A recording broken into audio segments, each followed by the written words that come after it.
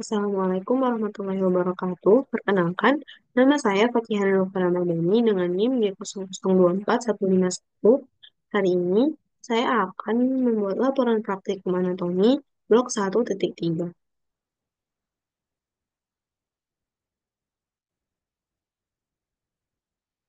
Apa saja yang akan dibahas?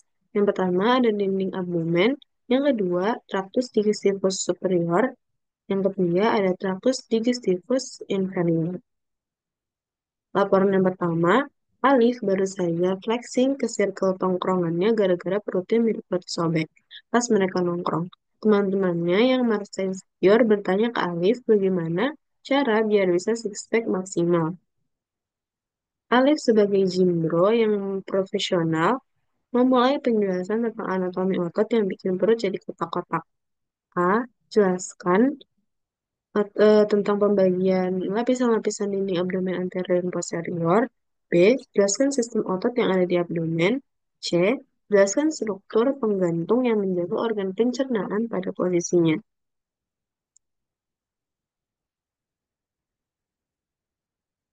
Yang pertama itu ada pembagian lapisan untuk dinding abdomen anterior dan posterior.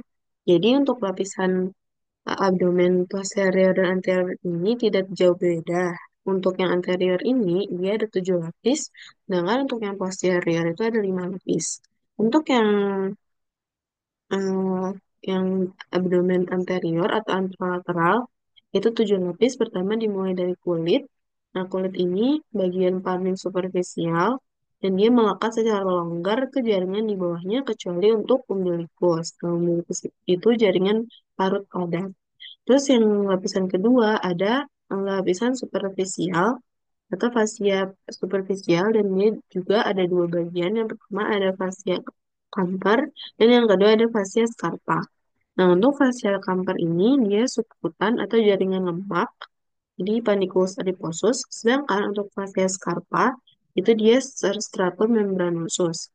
Dan dia jika berlanjut ke bagian inferior bertemu dengan fascia profundus di radio femoralis akan menjadi fascia lata. Selanjutnya ada fascia profundus, dan dia juga dibagi ada 3 lamina. Yang pertama ada lamina superficial, lalu lamina intermediate, dan yang ketiga lamina profunda. Nah, eh, selanjutnya ada otot-otot atau muskulus-muskulus. Untuk bagian anterior ada 5 muskulus, tapi yang di sini terlihat 3 karena ini dipotong secara longitudinal atau dari samping. Dan ini lapisan yang pertama atau lapisan superficial ini, pertama ada musculus obliquus externus, yang di tengah ada musculus obliquus internus, dan yang ketiga adalah musculus transversalis, dan dia musculus yang paling bagian profundus.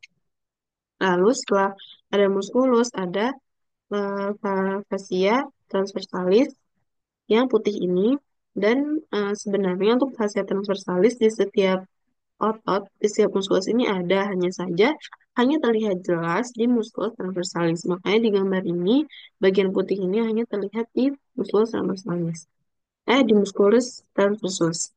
Nah, terus selanjutnya ada fascia extraperitoneal. Ini juga dia jaringan lemak yang membatasi antara fascia transversalis dengan peritoneum parietal.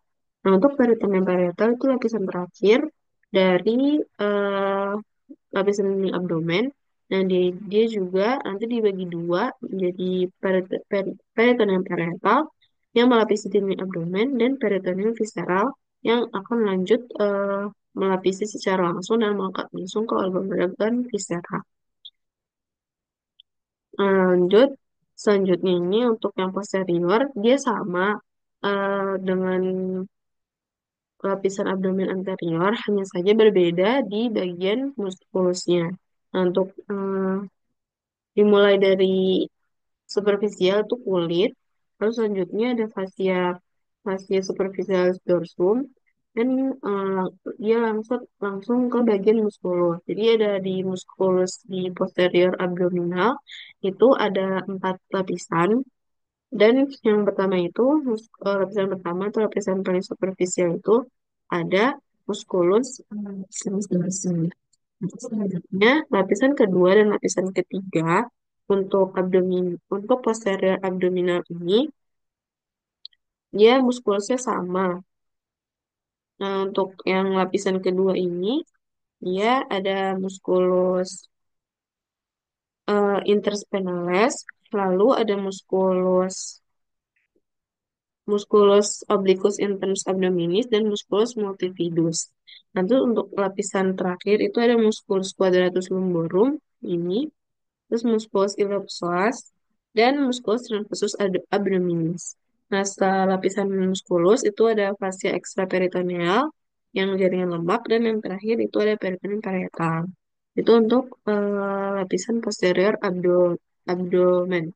Lalu selanjutnya, eh, nah untuk struktur otot di abdomen, jadi sistem ototnya ini dimulai dari aponeurosis, dari muskulus-muskulus, eh, muskulus-muskulus apa tegak atau datar, flat muscle. Jadi muskulus di bagian abdomen ini ada 5 dan dibagi menjadi 2 bagian. Yang pertama ada flat muscle dan vertical muscle. Untuk flat muscle itu ada 3. Yang pertama ada musculus obliquus externus, lalu yang kedua ada musculus obliquus internus, dan yang ketiga ada musculus transversus. Nah, itu disebut flat muscle karena dia berjalannya seperti ini. Jadi, dia lurus begini kayak seret.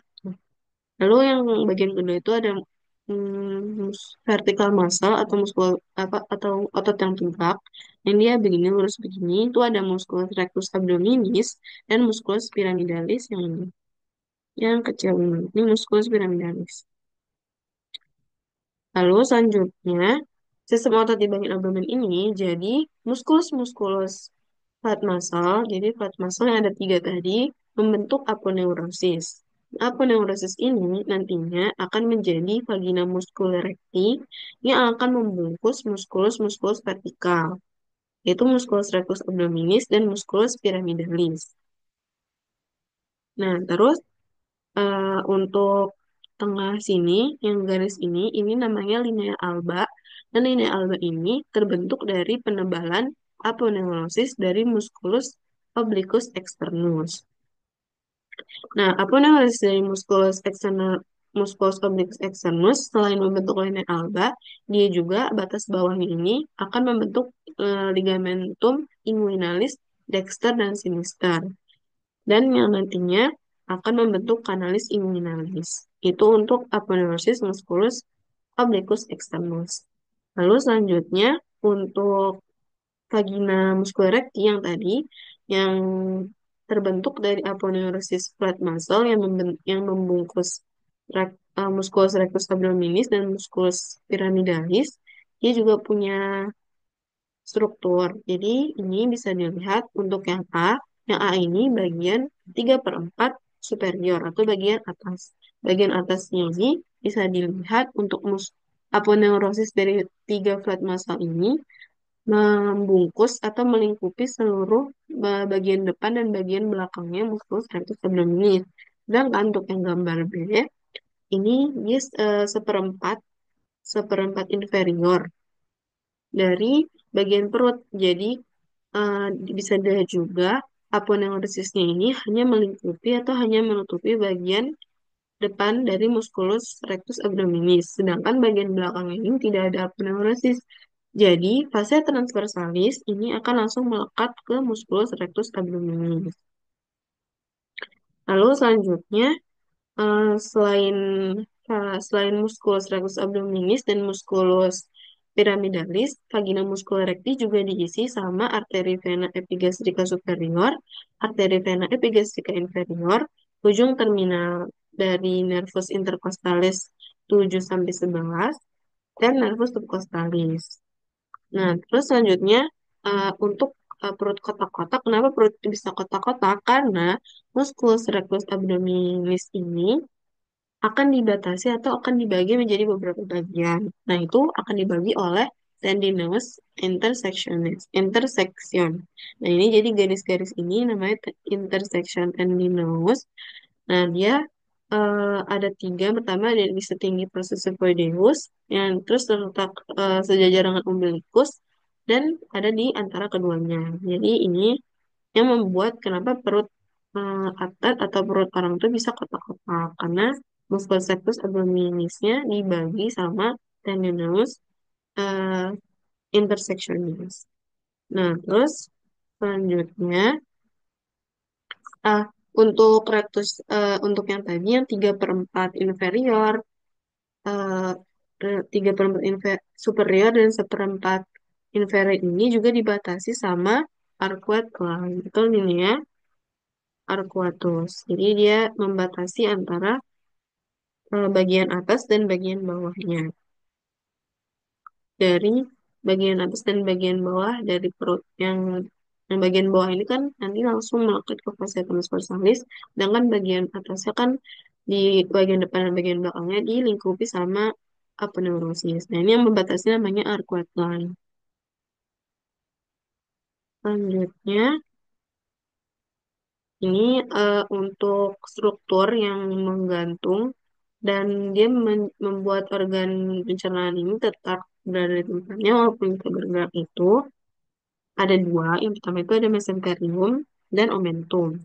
Nah, mesenterium ini bentuknya itu strukturnya itu kayak kipas. Nah, terus dia ini menghubungkan jejunum, ileum dengan dinding posterior abdomen. Nah, mesenterium ini ada juga mesokolon. Nah, kalau untuk mesokolon berarti dia menghubungkan antara kolon transversum dengan dinding abdomen. Terus mesokolon sigmoideum berarti menghubungkan kolon sigmoid dengan dinding abdomen juga. Nah, kalau di gambar ini, struktur yang menggantung ini ada omentum. Nah, omentum ini strukturnya kayak tirai yang menutupi itu. Ini kan bentuknya kayak tirai itu. Nah, terus selanjutnya, nah kalau omentum ini, dia tuh membentang dari gaster sampai proximal duodenum. Nah, omentum itu dibagi jadi dua. Ada omentum majus dan omentum minus.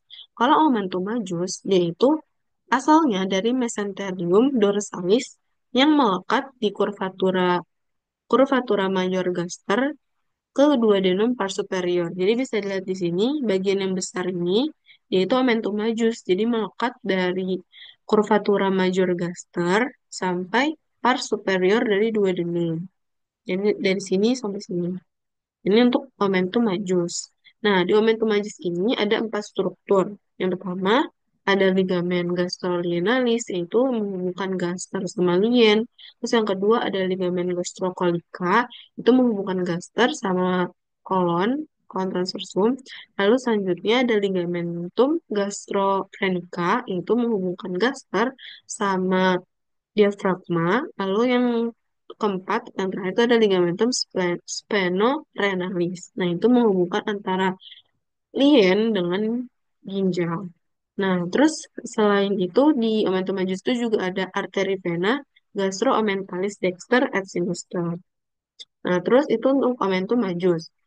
Selanjutnya itu yang kedua ada omentum minus. Nah, omentum minus itu yang kecil ini. Jadi kalau yang besar omentum majus, yang kecil ini namanya omentum minus. Nah, omentum minus ini dia momentum minus ini berasal dari mesenterium ventralis yang melekat di curvatura minor gaster dan duodenum duodenum pars superior ke facies inferior hepar. Jadi dia melekatnya di curvatura minor gaster dan bagian duodenum pars superior menuju ke pars inferior dari hepar. Bisa dilihat kan dari sini ke sini. Dia menghubungkannya itu. Nah, terus dia juga punya struktur. Yang pertama ada struktur ligamentum hepatogastricum, itu bagian medial. Jadi bagian tengah dia menghubungkan hepar dengan gaster di bagian sini. Lalu yang hepatoduodenal bagian lateral, itu bagian samping, berarti menghubungkan hepar dengan duodenum.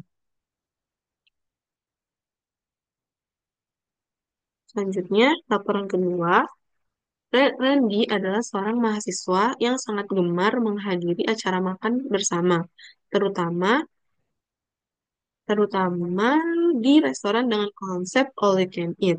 Namun, pada suatu kesempatan, Randy merasa tidak nyaman karena cepat merasa kenyang padahal baru saja memulai makanannya. Hal ini membuatnya khawatir ada yang tidak normal dalam sistem pencernaannya. Sebagai teman yang baik, jelasin ke Randy tentang traktus digestif superior, mulai dari mulut sampai lambung, serta gimana kompensasi sphincter dan gerakan pencernaan saat dia lagi makan rakus di outletnya. Jadi, dimulai dari mulut. Nah, mulut ini merupakan awal mula dari saluran pencernaan. Jadi, mulut itu tempat masuknya makanan. Terus, pertama kali makanan itu dikunyah itu di mulut. Nah, mulut disebut juga kavitas oris. Dan dia juga punya batas-batasannya. Nah, untuk batas anterior atau bagian depan, yaitu dibatasi sama rima oris. Rima oris ini celah bibir. Jadi, celah yang dibentuk dari labium superior dan labium inferior. Lalu untuk batas posterior atau bagian belakang itu ada dibatasi sama isthmus faucium. Untuk bagian superior, bagian atas, cavitas oris ini dibatasi sama palatum durum atau hard palate dan palatum wall atau soft palate. Nah, terus untuk inferior dia dibatasi sama diafragma oris. Terus untuk lateral, dia di lateral itu berarti samping-samping ini, jadi dia dibatasi sama corpus adiposum mungkin. Nah, terus cavitas oris ini juga dibagi dua. Itu ada vestibulum oris dan cavitas oris propria. Nah, itu juga dibatasi sama arcus dentalis, superior et inferior, dan processus alveolis maxilla et mandibula. Nah, terus selanjutnya untuk palatum, jadi ini kan ada palatum durum dan palatum mole. Nah, palatum durum ini dia itu 3 per 4, 2 per 3. 2 per 3 anterior, 2 per 3 anterior dari rongga mulut bagian atas. Nah, itu dia dibentuk karena dia keras, makanya dia dibentuk sama os maxilar dan os palatinum. Jadi dibentuknya dari tulang karena makanya itu dia dinamakan palatum durum atau yang hard palate. Nah, sedangkan untuk bagian belakangnya atau sepertiga posterior disebut palatum mole atau soft palate karena dia dibentuk sama 5 otot.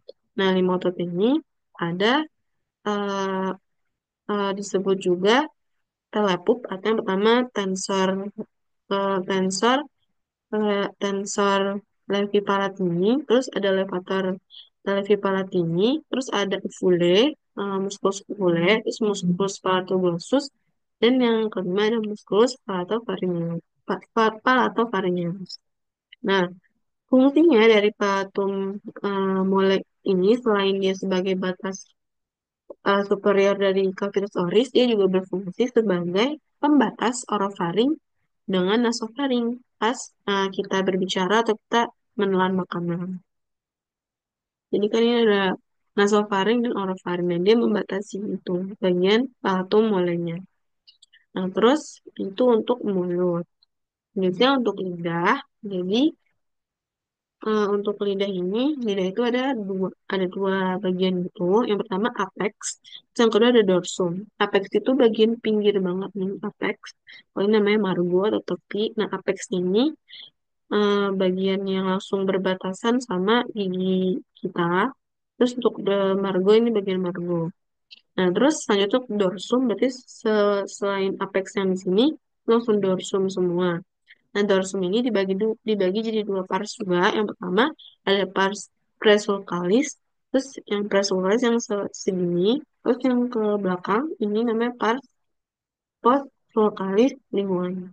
Nah, untuk pars presulcalis linguae ini yang 2/3 anterior, yaitu diisi sama papila-papila. Jadi bisa lihat nih papila-papila, ada papila filiformis, papila fungiform, terus papila palata, papila foliat, papila foliatif. Nah, terus papila palata ini yaitu letaknya ini di depan sulcus terminalis. Jadi sulcus terminalis ini yang nantinya akan membatasi untuk presulcalis dengan postsulcalis. Nah, papila palata ini yang letaknya itu di depan sulcus terminalis. Jadi nanti akan kelihatan jelas sulcus terminalis itu berbentuk V. Lalu selanjutnya untuk pars post sulcalis linguae yang bagian belakang atau sepertiga posterior, yaitu permukaannya tuh irregular atau kurang nggak jelas itu permukaannya karena banyak nodus limfatikus di tunika submukasanya. Nah, terus di postul kalis ini isinya tuh tonsila lingual. Jadi di belakangnya tuh isinya full tonsil linguae dan dia nggak punya papila. Jadi yang punya papila itu hanya bagian presulcalis. Untuk postsulcalis isinya full sama tonsil linguae. Nah, eh, di postsulcalis ini dia juga punya struktur. Yang pertama itu ada plica glossoepiglotica mediana. Jadi itu refleksi mukosa ke arah epiglotis. Terus yang kedua ada plica glossoepiglotica lateralis. Jadi dia itu refleksi mukosa ke arah lateral atau ke arah sampingnya.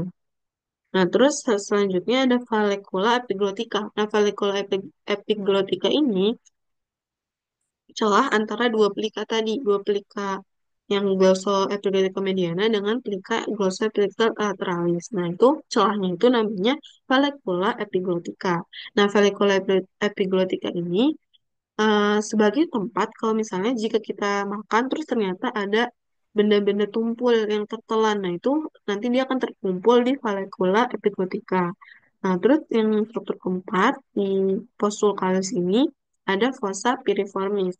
Nah, fossa piriformis ini cekungan dari lateral pelika glossoepiglotica. Nah, dia itu sebagai kalau tadi untuk vallecula ini sebagai tempat benda tumpul. Nah, kalau untuk fossa piriformis ini sebagai tempat penampungan atau tempat tertelannya itu benda yang tajam. Jadi kalau misalnya kita makan, terus ada duri, misalnya makan ikan, terus ada duri, terus kalau misalnya tertelan, nah itu nanti akan tempatnya itu di fossa piriformis. Nah, terus selanjutnya eh, untuk lidah juga dia punya muskulus. Jadi muskulusnya itu ada dua juga, ada muskulus intrinsik dan muskulus ekstrinsik. Nah, kalau untuk muskulus intrinsik, yaitu fungsinya untuk mengubah bentuk lidah. Jadi supaya lidah tuh bisa bentuknya tuh bisa seperti ini, bisa seperti ini, bisa seperti ini. Jadi itu karena ada muskulus intrinsik. Nah, muskulus intrinsiknya ini ada empat. Yang pertama ada musculus longitudinalis superior, yang kedua ada musculus longitudinalis inferior, yang ketiga ada musculus transversus linguae, terus yang keempat ada musculus verticalis linguae. Itu untuk bagian musculus intrinsik. Nah, musculus intrinsik ini diinervasi sama nervus hipoglossus. Nah, itu untuk musculus intrinsik. Selanjutnya, untuk musculus ekstrinsik, dia itu berfungsi supaya lidah itu bisa gerak bebas. Jadi, bisa gerak secara keseluruhan. Kalau intrinsik itu untuk mengubah bentuk lidah, kalau untuk ekstrinsik, itu supaya dia itu bisa bergerak secara berkeseluruhan. Nah, itu dia diinervasi sama nervus hipoglossus kecuali untuk musculus palatoglossus. Nah, itu musculus palatoglossus ini nantinya akan diinervasi sama nervus vagus. Nah, untuk musculus ekstrinsik itu ada 5 juga, ada 4. Yang pertama ada musculus genioglossus, terus musculus hyoglossus, musculus hipoglossus, dan musculus palatoglossus yang beda sendiri ini, yang musculus palatoglossus ini yang nantinya akan diinervasi sama nervus vagus. Nah, terus untuk lidah juga, tentu dia punya inervasinya. Yang motorik tadi, itu nervus hipoglossus, kecuali untuk musculus palatoglossus yang diinervasi sama nervus vagus. Lalu untuk sensorik, nah dia itu diinervasi sama nervus lingualis atau nervus trigeminus. Jadi cabang dari nervus lingualis itu nervus trigeminus itu di bagian 2/3 anterior. Jadi di sini sama untuk bagian sensoriknya, nervus lingualis cabang yaitu nervus trigeminus. Di bagian posteriornya, dia dinervasi sama nervus glossopharyngeus. Nah, terus ternyata di mulut juga ada pertahanan pertama. Itu pertahanan pertama dari tubuh. Jadi kan mulut kan kayak tempatnya makanan. Nah, itu kalau misalnya ada bakteri atau apa, ternyata mulut juga punya pertahanan paling awal gitu loh. Itu namanya Annulus Waldeyer. Nah, Annulus Waldeyer ini ada di daerah Isthmus Faucium. Jadi bagian belakang dari cavitas oris. Nah, dia itu isinya itu gabungan dari beberapa jaringan limfoid. Jadi jaringan limfoid itu bergabung membentuk anosol layer. Itu bentuknya tuh kayak segitiga gitu. Yang pertama itu ada tonsilla pharyngealis atau adenoidea. Jadi di bagian atas sini. Terus yang kedua ada tonsil palatina. Jadi di bagian sini sama sini. Jadi ada dua kan. Jadi di atas sini, terus di sini, dan di sini. Terus yang terakhir di bagian lidah itu ada juga tonsil tonsila tubal. Jadi bentuknya tidak akan segitiga. Set, set, set. Jadi di palatina, palatina, di sini tonsila tubal, terus ada tonsila pharyngealis. Set, set. Itu akan bentuk segitiga. Terus selanjutnya, nah ini untuk esofagus. Selanjutnya, terus untuk esofagus ini, nah, dia kan kelanjutan dari mulut. Jadi setelah makanan nanti dipunya di mulut, nanti akan berlanjut ke esofagus. Nah, esofagus ini itu apa? Esofagus ini adalah tabung yang otot. Jadi otot berdinding. Jadi tabung yang berdinding otot gitu. Tabung berdinding otot. Nah, letaknya setinggi vertebrae cervical 6 sampai vertebrae thoracal 11. Nah, oleh karena itu, esofagus dibagi jadi tiga pars. Yang pertama, ada pars cervicalis, yaitu setinggi vertebrae cervical 6 sampai vertebrae thoracal 1. Ada vertebrae, itu ada pars thoracal, itu setinggi vertebrae thoracal 1 sampai vertebrae thoracal 10. Yang terakhir ada pars abdominalis, itu setinggi vertebrae thoracal 11. Nah, karena esofagus ini kan dia melewati paru-paru, melewati tulang, kosta, terus melewati banyak pembuluh darah kan. Jadi dia punya penyempitan. Nah, penyempitannya ini ada tiga. Yang pertama, itu ada angustia superior atau penyempitan yang bagian atas. Itu disebut juga constrictio pharyngoesophagealis. Nah, ini, nah jadi di bagian sini, ini namanya pharyngoesophageal constriction atau angustia superior. Nah, ini dia tingginya tuh setinggi VC6, setinggi vertebrae thoracal 6, vertebrae cervical 6, dan dia itu karena esofagusnya itu berjalan di belakang cartilago cricoidea. Terus selanjutnya ada angustia media. Angustia media itu berarti penyempitan bagian tengah dan disebut juga constrictio partis thoracicae, thoracic konstriksio. Nah, konstriksio ini berarti dia itu setinggi vertebrae thoracal 4 atau 5. Nah, kenapa bisa ada konstriksi ini? Karena esofagusnya ini berjalan di sebelah kanan atau di lateral kanan arcus aorta dan arcus thoracica. Arcus aorta dan arcus thoracica. Jadi dia berjalan di sebelah kanannya. Jadi akan terjadi angustia media di sini. Selanjutnya ada yang terakhir ada angustia inferior atau bagian bawah. Nah, ini terjadi karena esofagusnya ini melewati diafragma. Jadi dia agak menyempit gitu. Nah, itu disebut juga contractio plenica. Jadi diafragma constriction. Nah, ini dia itu tingginya setinggi vertebrae thoracal 10. Itu untuk esofagus. Selanjutnya ada gaster. Jadi gaster ini berarti kelanjutan dari esofagus. Nah, ini dia letaknya di regio epigastrika umbilicalis, epigastrika, terus di regio umbilicalis dan hipokondriaka sinistra. Nah, bisa dilihat di gambar. Jadi gaster ini ada 4 bagian utama. Yang pertama ada pars cardiaca. Ini pars cardiaca. Ini dia itu pintu masuk dari pintu masuknya lambung dari esofagus. Jadi ini esofagus, terus ini pars cardiaca, terus ini lambung yang segede gini. Nah, ini pars cardiaca itu pintu masuknya lambung. Nah, terus setinggi vertebrae thoracal 11. Terus selanjutnya ada fundus gastricum. Nah, ini bagian fundus. Jadi bagian atas ujungnya banget dari lambung. Ujung atasnya lambung. Nah, itu dia bisa melebar kalau misalnya lambung ini terisi sama makanan, cairan, gas, atau ketiga-tiganya. Jadi fundusnya bisa melebar karena itu.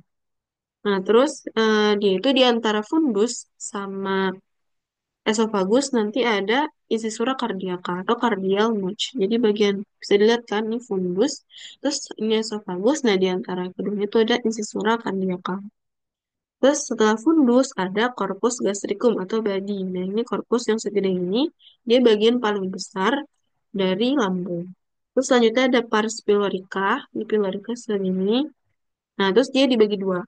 Nah, pars pylorica ini juga bagian pintu keluar dari lambung menuju duodenum. Nah, terus bentuknya tuh kayak seperti corong gitu. Kayak corong gitu kan, pars pylorica tuh kayak corong gitu kan, ke duodenum. Nah, itu dia ada dua bagian. Yang pertama ada pylorica antrum atau antrum pyloricum. Terus yang kedua ada kanal pyloricum, kanalis pyloricum. Nah, untuk pyloricum antrum itu bagian yang lebih lebar. Nah, terus ini juga tempat yang paling sering di mana lambung tuh terinfeksi sama bakteri Helicobacter pylori. Nah, terus untuk kanal pylorica, dia itu bagian yang lebih sempit karena di sini ada eh, musculus sphincter pylori. Jadi lebih sempit karena penyempitan, terus ada musculus pylori yang nanti tuh sebagai yang punya mekanisme fisiologis dan anatomi supaya makanan yang masuk dari lambung tuh bisa keluar ke duodenum. Itu pars pyloricum.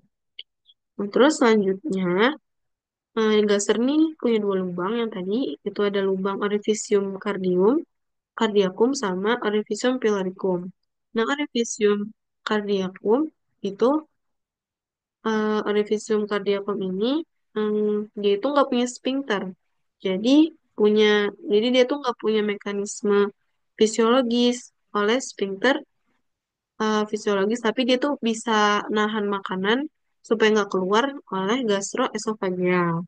Nah, sedangkan kalau untuk kalau untuk eh, yang bagian bagian piloricum atau bagian pylori, dia ini nantinya dia punya muskulus. Nah, muskulus ini nanti akan bekerja untuk bekerja secara fisiologis dan anatomis. Nah, selain itu, selain si orificium piloricum ini punya musculus, musculus piloricum, nah dia juga punya musculus piloricumnya ini eh, akan dinervasi sama sistem simpatik, yaitu nantinya akan meningkatkan kontraksi dari musculus piloricum, nah, musculus sphincter piloricum. Nah, terus dia juga akan dinervasi sama sistem parasimpatis, yaitu nervus vagus, yang kebalikannya untuk menurunin kontraksi si musculus sphincter piloricum ini. Nah, terus selain gaster punya dua lubang, dia juga punya kurvatura. Jadi gaster ini punya kurvatura. Yang pertama ini ada kurvatura minor. Kurvatura minor yang ini, bentar. Jadi untuk kurvatura minor ini, yang kecil, namanya juga minor, ini akan dilekati sama omentum minus. Nah, terus sedangkan kalau yang besar ini, nantinya akan namanya kurvatura major, gaster, nanti akan dilekati sama majus, omentum majus yang akan nanti nempel ke pars duodenum.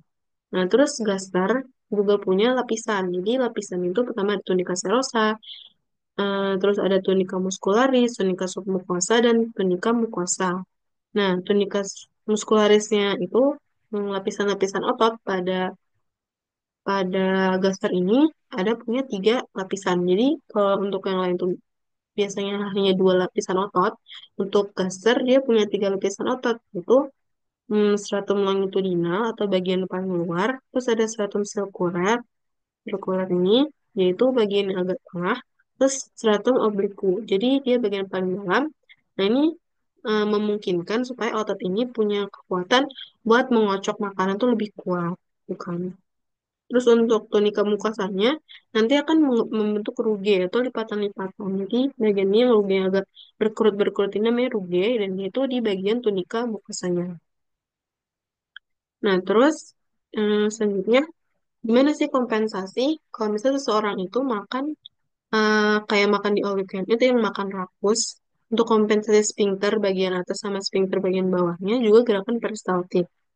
Jadi, kalau misalnya untuk kompensasi sphincter, jadi bisa seorang makan rakus, jadi dia punya kompensasi sphincter. Yang pertama, karena lambung itu punya dua sphincter, yaitu ada sphincter kardia sama sphincter pylorus. Nah, sphincter kardia ini letaknya tuh di bagian lambung atas kan. Terus berfungsi untuk mengontrol aliran makanan dari esofagus ke lambung.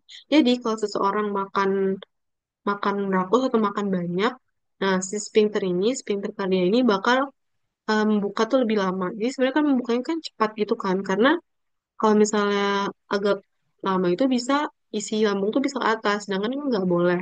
Nah, tapi kalau seorang makan rakus, nanti si sphincter kardia ini bakal berkompensasi supaya makanan yang banyak ini bisa masuk ke bagian lambung. Lalu selanjutnya untuk sphincter pylori yang bagian bawah, letaknya di lambung bagian bawah ini, dan dia juga fungsinya sebagai mengatur aliran makanan dari lambung ke duodenum. Nah, dia sama kayak kayak sphincter kardia. Kalau misalnya seorang makan banyak, nah itu dia juga berkemungkinan berkompensasi supaya pembukanya juga lebih lama kan. Jadi memungkinkan kalau misalnya sphincternya ini memungkinkan supaya dia juga membukanya agak lebih lama gitu supaya makanan yang masuk juga bisa setelah dicerna kan itu kan pasti banyak. Jadi dia membuka agak lebih lama supaya isinya itu bisa keluar ke duodenum. Tapi kalau misalnya orang makan terlalu banyak, nah itu sphincter pilarusnya ini nggak bisa nahan lagi. Jadi nggak bisa nahan aliran makanan. Jadi aliran makanannya itu bukannya keluar ke duodenum, malah masuk lagi ke bagian lambung. Nah, ini bisa jadi penyebab GERD karena lambungnya bisa penuh dengan makanan, terus yang bagian sphincter kardianya juga bisa apa namanya penuh juga kan, kayak rusak juga, jadi bisa menyebabkan GERD. Di sini makanannya bisa naik ke esofagus. Nah, terus selain kompensasi sphincter ada juga gerakan pencernaan. Jadi untuk gerakan pencernaan ini ada gerakan peristaltik. Nah, dari awal dari esofagus sampai ke bawah ini itu gerakannya peristaltik kan. Kalau misalnya seorang makan rakus, jadi gerakan epiglotisnya itu bakal cepet banget. Jadi nggak lama. Jadi hanya kayak sekilas aja gerakan epiglotis, gerakan peristaltiknya langsung masuk ke lambung. Dari sini kontraksi otot lambung itu juga bakal bekerja lebih kuat karena makanan yang masuk juga banyak kan. Jadi membuat otot-ototnya di lambung ini bekerja lebih kuat. Nah, itu untuk gerakan peristaltik. Terus produksi enzim juga di saat orang makan banyak pasti kan enzim yang diproduksi juga akan lebih banyak supaya makanan yang banyak ini yang masuk bisa dipecah dengan baik kan. Terus sama sekresi gastrin. Nah, supaya kontraksi ototnya juga bekerja lebih banyak, lebih berkontraksi lah di saat makanan yang masuk di kulitnya. Nah, kalau misalnya seorang terlalu sering makan rakus kayak gitu, nanti lambungnya juga bisa jadi menyebabkan stres pada lambung sama usus karena mereka tuh dipaksa bekerja lebih keras supaya mencerna makanan yang banyak itu. Selanjutnya, untuk laporan ketiga, Andre, seorang mahasiswa tingkat akhir, merasa tidak nyaman setelah mengonsumsi makanan cepat saji selama sebulan penuh karena kesibukan menyelesaikan skripsi. Ia sering mengalami perut kembung, rasa tidak nyaman di bagian bawah perut, dan gangguan buang air besar. Dalam obrolan ringan di kampus, Andre mengeluh kepada Anda. Sebagai teman yang baik, jelaskan kepada Andre tentang traktus digestivus inferior. A. Jelaskan tentang perbedaan jejunum dan ileum.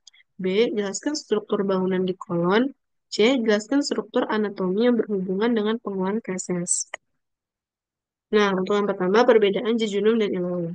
Jadi, di sini bisa dilihat, jadi setelah tadi kita bahas esofagus, lambung, nah kita akan bahas jejunum dan ileum. Nah, jejunum dan ileum itu ini, jejunum yang ini, ileum yang ini. Nah, jadi perbedaannya, beda nih. Yang pertama, jejunum itu letaknya di regi umbilikal, dia bagian tengah. Sedangkan kalau untuk ileum, dia itu letaknya di bagian kanan bawah kafum abdomen pelvis, jadi bagian bawah kan ya. Ini untuk ileum. Selanjutnya untuk warna. Jadi di gambar juga bisa dilihat ini jejunum, ini ileum. Dari warna juga terlihat beda. Untuk jejunum itu merah gelap, sedangkan untuk ileum itu pink muda. Jadi untuk jejunum itu lebih kuat, lebih merah gitu, lebih merah gelap. Terus ileum lebih pink. Nah, kenapa? Karena jejunum juga vaskularisasinya lebih banyak dibandingkan ileum. Terus diameter juga untuk diameter jejunum yaitu 2 sampai 4 cm, sedangkan kalau ileum 2 sampai 3 cm. Tapi ileum itu lebih kecil dibandingkan jejunum. Terus selanjutnya untuk dinding atau otot polos, jejunum ini punya dinding atau otot polosnya itu lebih tebal. Jadi lebih tebal dibandingkan ileum. Ini untuk longitudinal muscle, circular muscle. Jadi kalau misalnya bisa dibandingkan, kalau ini kan hanya gambar kan. Cuma kalau kenyataannya, untuk lapisan otot jejunum dan ileum, jejunum itu lebih tebal dibandingkan ileum. Lalu untuk vasa rekta. Jadi vasa rekta ini anyaman dari pembuluh darah. Nah, vasa rekta ini vasa rekta. Nah, atau strike artery untuk jejunum itu dia itu panjang, lihat ya, bisa lihat dia panjang gitu. Sedangkan kalau untuk ileum dia strike artery pendek-pendek, dia lebih pendek. Sedangkan kalau untuk jejunum vasa rektanya itu panjang-panjang. Nah, kebalikannya, jadi vasa rektanya jejunum panjang, tapi arkadenya itu eh, jadi hanya 1 sampai 2 tingkat tuh, hanya satu kan dia vasa rektanya, arkadenya. Nah, sedangkan kalau ileum karena tadi fasa rektanya pendek, jadi arkadenya panjang. Dia lebih berkompleks, itu lebih bersusun dan lebih kompleks.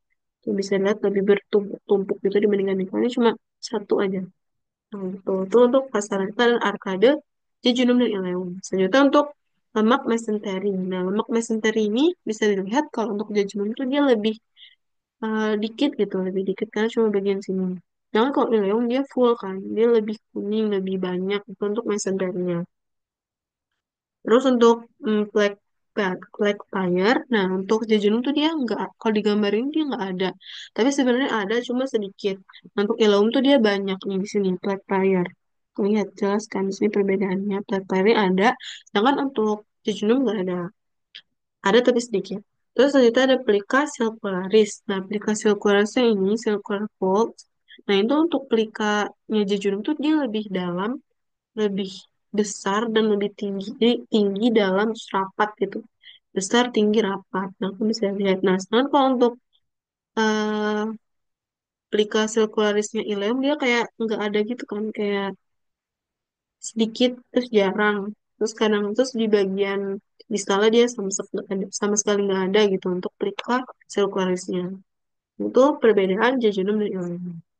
Selanjutnya itu ada, nah ini struktur bangunan di kolon. Jadi kolon itu masuk ke apa untuk ke usus besar atau intestinum crassum.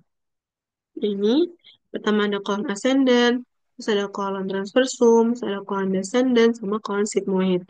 Nah, mereka ini punya struktur bangunan umum. Jadi setiap kolon tuh pasti ada. Itu yang pertama itu ada, oh ya, sebelum itu kolon ascendens itu masuknya retroperitoneal itu maksudnya hanya dilapisi sebagian, sebagian sama peritoneum. Terus kalau peritoneum visceral masuknya. Terus selanjutnya kalau untuk kolon transversum, dia masuknya intraperitoneal karena dia full dilapisi sama peritoneum visceral. Terus descending colon, dia masuknya retroperitoneal. Untuk sigmoid, dia masuknya intraperitoneal. Nah, terus nah ini bangunan-bangunan umumnya. Yang pertama itu ada Taenia coli. Nah, ini Taenia coli. Yang sepanjang ini namanya Taenia coli. Nah, Taenia coli ini dibentuk sama stratum longitudinal tunica musculari. Nah, Taenia ini dibagi ada tiga nih kan. Ada Taenia aumentalis, Taenia mesocolica, dan Taenia libera. Untuk Taenia mesocolica yaitu berarti tempat pelekatannya untuk mesokolon. Makanya namanya Taenia mesocolica. Nah, terus kalau untuk kolon transversum, nih untuk kolon transversum, tania mesokolikanya itu ada di dorsal. Sedangkan untuk kolon ascending dan descendant, tania mesokolon itu ada di medial. Terus selanjutnya ada tania aumentalis, berarti dia itu tempat pelekatan omentum. Momentumnya lebih tepatnya momentum majus. Nah, itu untuk kolon transversum, dia itu letaknya ada di ventral, sedangkan kalau ascendant dan descendant, tanah yang omentalisnya itu ada di lateral. Terus setelahnya ada tanah yang libera, ini. Tanah yang libera ini berarti tidak dilekati oleh apapun. Jadi, libera berarti bebas. Jadi, tanahnya ya udah tanah aja. Yang nggak dilekati apapun. Nah, terus selanjutnya ada incisura sama haustra. Jadi, incisura itu lembah, Hausra itu bukit, jadi bisa dilihat ya di sini. Nih Hausra kan kayak gendut-gendut tuh kan, kayak membentuk bukit, bukit, bukit. Nah, di antara kedua bukit tuh ada kayak celah gitu. Nah, itu namanya insisura. Itu kalau dilihat dari bagian luarnya gitu. Nah, terus selain ada insisura haustra, ada juga semi lunaris. Nah, plika semi lunaris itu yang nih, semilunar fold. Nah, plika semi lunaris itu berarti di bagian dalamnya. Jadi ususnya harus dibelah dulu supaya bisa kelihatan plika semi lunarisnya. Itu dia ditutupi sama mukosa yang ikut melipat dan di sini juga nggak ada filling. Jadi di pelika semiluar tuh nggak ada filling. Terus yang keempat ada appendix epiploicae. Nih epiploicae appendix. Nah ini yang kayak itu kantong kecil-kecil yang isinya tuh lemak. Itu dibentuk sama tunika serosa kolon dan banyak di kolon transversum. Jadi dia lebih banyak di kolon transversum dibandingkan kolon-kolon lainnya. Kalau di gambar juga sebenarnya nggak tahu kelihatan sih, cuma sebenarnya kayak realnya itu appendix ini lebih banyak di kolon transversum. Terus yang terakhir ada Sulci Paracoliti Dexter et Sinistra. Jadi Sulci ini itu kalau misalnya ini kan bentuknya hanya umus besar kan, tapi kalau misalnya nih ada gambar orangnya, kayak ada gambar bentuk pinggang atau jadi eh, di sini di celah antara kolon ascending descendant dan dinding abdomen, dinding bagian lateral ini akan ada sulci para koliki, Dexter et Sinistra. Jadi letaknya itu dia sebenarnya itu dia celah antara kolon ascending descendant sama hmm, dinding posterolateral abdomen. Selanjutnya ada rektum. Nah, ini rektum, jadi dia bagian yang pengeluaran feses. Nah, jadi rektum ini, jadi sebelumnya ada kolon sigmoid, ini langsung rektum. Nah, rektum ini, ya, dibagi jadi dua, ada rektum proprium sama kanalis analis. Nah, rektum proprium ini, sisi luarnya, kan kayak kita lihatnya di sisi dalam kan. Pokoknya sisi luarnya, mungkin bagian sini, nah sisi luarnya, itu ada flexura sacralis dan flexura perinanalis atau flexura anorektal. Nah, kalau misalnya dilihat dari samping, itu nanti akan membentuk huruf S gitu loh, si flexura-flexura ini. Nah, tapi, nah ini kan kita lihat cuma dari bagian anterior kan.